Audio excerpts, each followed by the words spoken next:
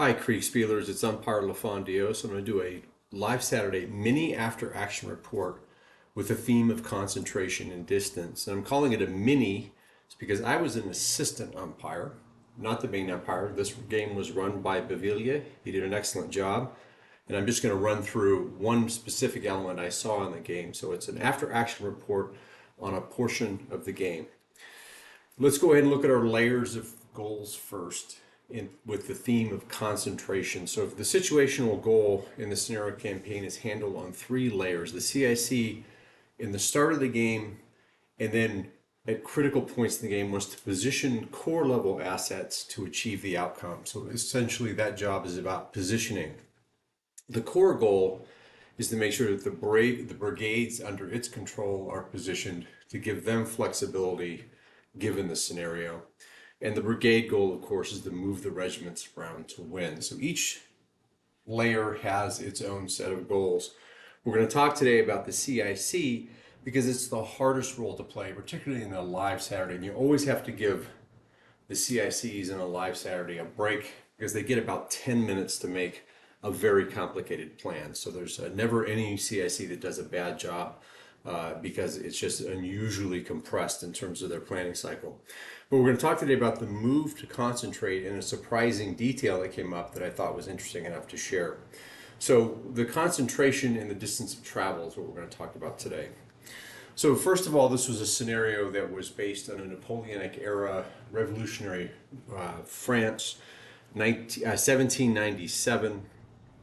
That was the general context, but that matters less than the fact that the red forces were coming from the north, the blue forces were coming from the south, and they were going to meet somewhere on this field, and the goal was to defeat the other. So it was a straightforward scenario in terms of the goals. The initial setup by the two CICs was aimed at concentration. So the red forces to the north had a defensive posture, and so they were basically placing their forces along road junctions and roads to ensure that they detected where the blue forces were coming so that they could concentrate. The blue forces had a very specific plan of concentrating on the west side of the board. Neither one of these plans is a bad one. So if you really look at it, the Reds certainly could have reacted, and if they discovered the blue concentrations of the west, they could have reacted and come and hit the blue on their eastern side. So both CICs, with the very limited time they were given, came up with good plans. One was to concentrate in the west, and one was to have a kind of spread a wide net and then react.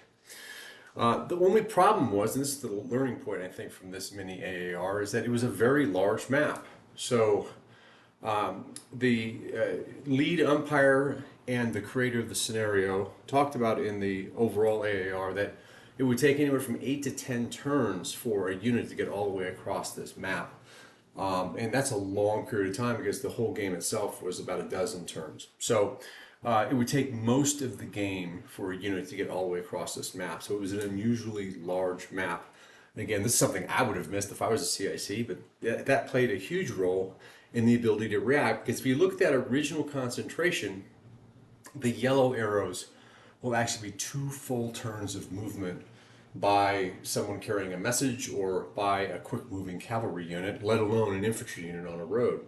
So if you look at the purple arrow up top, that represents about 6 turns of movement. So for a message to get from the western side all the way to the eastern side saying, come quickly, the French, in this case, the blue forces are concentrating on the western side, it would take 6 turns to get all the way across the board, and of course 6 turns for that unit to react. And so the distance itself made the ability to concentrate more difficult for what was initially a good plan for the red. It was actually defeated by the distance between the units.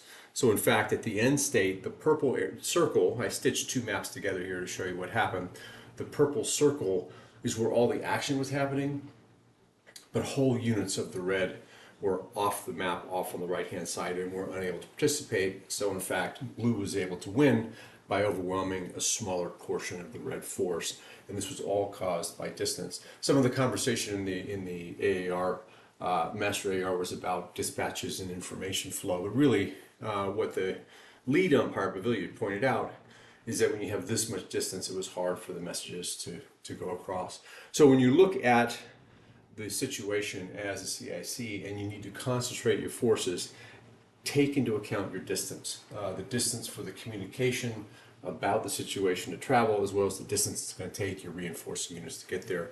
Because the difference between victory and defeat can often just be the distance that information and units have to travel. And I thought that was a really good lesson from this Saturday, that at least one of the lessons that I learned. I hope this one point on this Mini-AAR was interesting to you. Every time we play, we learn a little bit more, and I certainly learned from this game that Bavilia spent a lot of time put together and did a great job lead umpiring. I hope you enjoyed this one point, and we'll see you out on the board. Thanks so much.